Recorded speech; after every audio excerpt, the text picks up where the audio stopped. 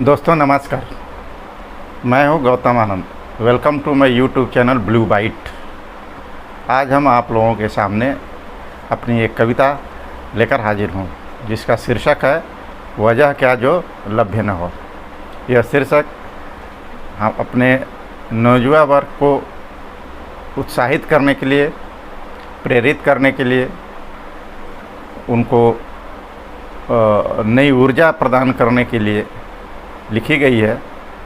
और आइए सुनिए, मुझे विश्वास है कि आप लोगों को पसंद आएगी। इसका शीर्षक है वजह क्या जो लभ्य न हो। पहली पंक्ति सुनिए।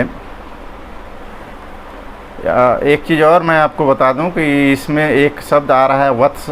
यह सिर्फ संबोधन के लिए है, शाब्दिक अर्थ कृपया न लें।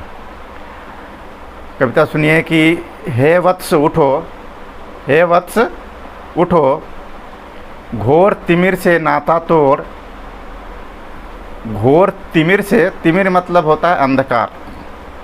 घोर तिमिर से नाता तोड़, तंद्रा की तुम चादर छोड़। तंद्रा आलसपन, कि तंद्रा की तुम आलस छोड़। लक्ष्य का तू ध्यान कर, लक्ष्य का जो ध्यान कर, कर्म को प्रधान कर। वजह क्या जो लभ्य न हो।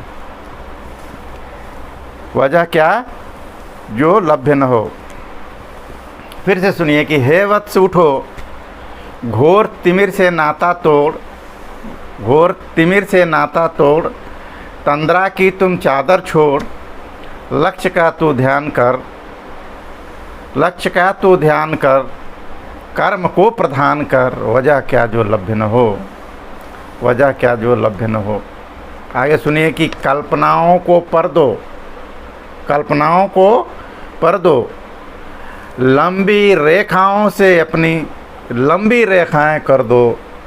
लंबी रेखाओं से अपनी लंबी रेखाएं कर दो। युगों युगों के वर्जनाओं को पानी पानी कर दो। युगों युगों के वर्जनाओं को पानी पानी कर दो। वजह क्या जो लभ्य न हो। वजह क्या जो लभ्य न हो। इसका अर्थ तो आप लोग समझ गए होंगे। कल्पनाओं को पर दो, यानी जो आप सोचते हैं, नौजवान वर्ग सोचते हैं ये करना है, वो करना है, ये बनना है, वो बनना है, तो जो भी करना है, जो भी आपका पैशन है, जो भी आपकी थिंकिंग है, तो उसको मूर्त रूप में लाने के लिए, उसको मटेरियलाइज करने के लिए आपको प्रयास करना है और जी तोड़ प्रयास करना है। अगर आपका पैशन है तो पूरा जील एंड जेस्ट के साथ आप उसको फॉलो अप करना है उसको। That is what this line says कि कल्पनाओं को पर दो, पर मतलब पंख। कल्पनाओं को पर दो, लंबी रेखाओं से लंबी, जो पहले से माइलस्टोन है, जो पहले से लोगों ने ये बना रखा है कि ये इसको कोई टच नहीं कर सकता है, क्योंकि इसको कोई बीट नहीं कर सकता है, इसलिए लाइन लिखी हुई कि लंबी रेखाओं से लंबी, लंबी रेखाओं से अपनी लंबी रेखाएं कर दो और युगों युगों के वर्जनाओं को पानी पानी कर दो। अब सुनिए, युगों युगों की वर्जनाओं को, जो एक माइंडसेट हो गया है एक समाज में, ऐसी एक भ्रांति है, ऐसा एक लोगों का कथन हो गया है कि नहीं ये तो आप कर ही नहीं सकते, इसे तो आप हो ही नहीं सकता, ये तो आपके बस की बात नहीं है, आप तो ये सोच भी नहीं सकते। इन सारी चीज़ों के लिए लिखा हुआ कि युगों युगों के वर्जनाओं को पानी पानी कर दो। वजह क्या जो लभ्य न हो। और आगे की लाइन सुनिए कि न लक्ष्य को पड़ाव दो। पड़ाव मतलब रुकना। न लक्ष्य को पड़ाव दो, न कर्म को ठहराव दो। विघ्न बहुत राह में किंतु ललकार दो। वजह क्या जो लभ्य न हो। विघ्न बहुत राह में, जो चैलेंजेज हैं, इसीलिए तो ये कविता लिखी है, इसी के लिए कि जो विघ्न तो है। जब हम बात करते हैं नौजवान से तो हर व्यक्ति यही बोल रहा है कि ये है प्रॉब्लम है, वो प्रॉब्लम है, ये समस्या है, वो समस्या है, संसाधनों की समस्या, पैसे की समस्या, सपोर्ट की समस्या वगैरह वगैरह। मैं समझता हूँ, आप भी समझते हैं, किंतु उससे ऊपर आना है तो विघ्न बहुत राह में किंतु ललकार दो। वजह क्या जो लभ्य न हो। वजह क्या जो लभ्य न हो। ललकार दो मतलब उसको बीट करो, देयर इज नो अदर गो। आपको उसको बीट करना है, आप उसको ओवरकम करना है।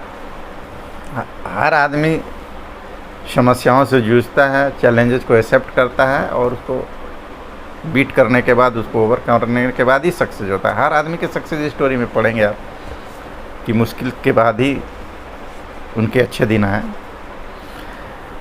और आगे का एक अंतिम 4 लाइनें सुनिए कि करुण क्रंदन पर दास्ता। हमेशा यही रोना कि साहब, करुण मतलब रोना और क्रंदन मतलब रोना होता है, बेदीनी में रोना। पर दास्ता, यहाँ पर का मतलब है दूसरा। पहले वाला जो पर आया था उसमें होता है पंख, और इस पर का मतलब है कि दूसरा, कि करुण क्रंदन पर दास्ता, क्यों इतने कमज़ोर हो। नौजवानों की शक्ति का एहसास दिलाते हो कि आप एनर्जेटिक हैं, यंग हैं, डायनामिक हैं, आपके पास असीमित क्षमता है, आप सोच सकते हैं, आप कर सकते हैं। The only condition is you have to think positively. आपको उसको सकारात्मक प्रयोग करना है, उस ऊर्जा का जो आपके पास है उसका सकारात्मक प्रयोग करना है।